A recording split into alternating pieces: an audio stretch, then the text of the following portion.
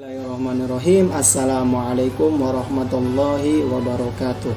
Perkenalkan, nama saya Afin Fiama, asal rayon dari PRPMI FEB Untirta. Baiklah, saya di sini akan sedikit memaparkan terkait salah satu materi yang telah di PKD-kan, yaitu materi aswaja, di mana untuk menuntaskan tugas yang telah diberikan serta menindaklanjuti PKD pertama yang diselenggarakan oleh PRPMI FA Untirta, yakni sebagai berikut. Terkait penjelasan mengenai aswaja sendiri ialah secara harfiah dan istilahnya adalah di mana sekelompok atau perkumpulan orang yang mengikuti segala bentuk perkataan, perbuatan hingga takrirnya seorang nabi dan para sahabat-sahabatnya dalam mengamalkannya.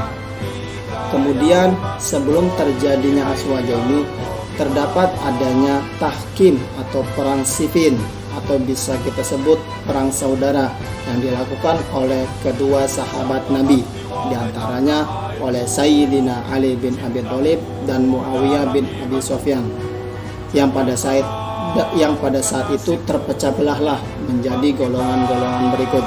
Yang pertama, aliran Syiah yang pro terhadap Sayyidina Ali bin Abi Thalib, dan yang kedua aliran Khawarij yang keluar atau kontra terhadap Sayyidina Ali bin Abi Thalib, dan yang ketiga adalah aliran Murji'ah yang menghukumi kafir kepada orang yang menyetujui adanya perang tahkim tersebut dan tidak setuju terhadap pendapat yang diberikan oleh kaum Khawarij, dan yang terakhir adalah aliran-aliran yang keluar dari kedua sahabat Nabi ketika perang itu terjadi.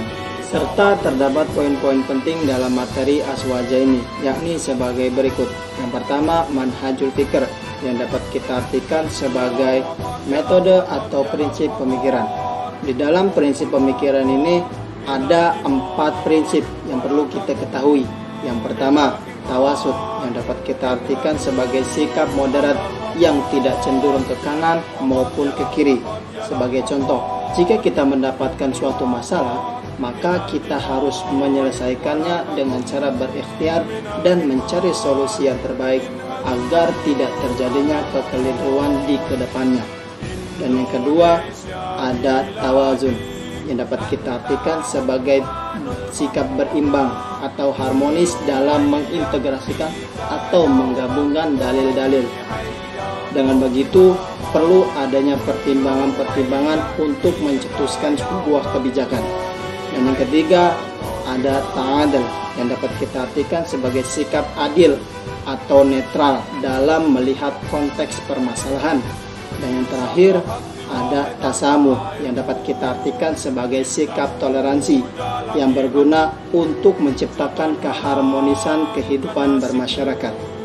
Poin yang kedua ialah fikroh, yang dapat kita artikan sebagai golongan-golongan yang dijadikan aliran oleh para pengikutnya, yakni meliputi Qadariyah, Jabariyah, Syiah, Khawarij, Mu'tazilah, Murji'ah, dan salah satunya ialah Ahlus Sunnah wal Jamaah. Serta untuk poin yang terakhir ialah amaliyah, yang dapat kita artikan sebagai amalan atau perbuatan yang dilakukan oleh salah satu aliran-aliran.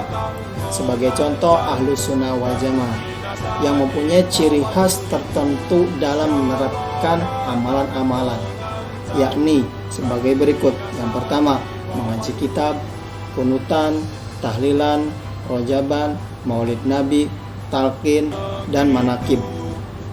Maka dapat kita simpulkan bahwa aliran aswaja ini mempunyai keistimewaan tertentu dari aliran-aliran yang lain, yaitu An-Nahdiyah dan Asy'ariyah.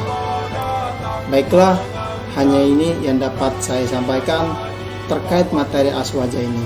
Kurang lebihnya mohon maaf. Wallahu muwaffiq ila aqwamit thoriq. Wassalamualaikum warahmatullahi wabarakatuh.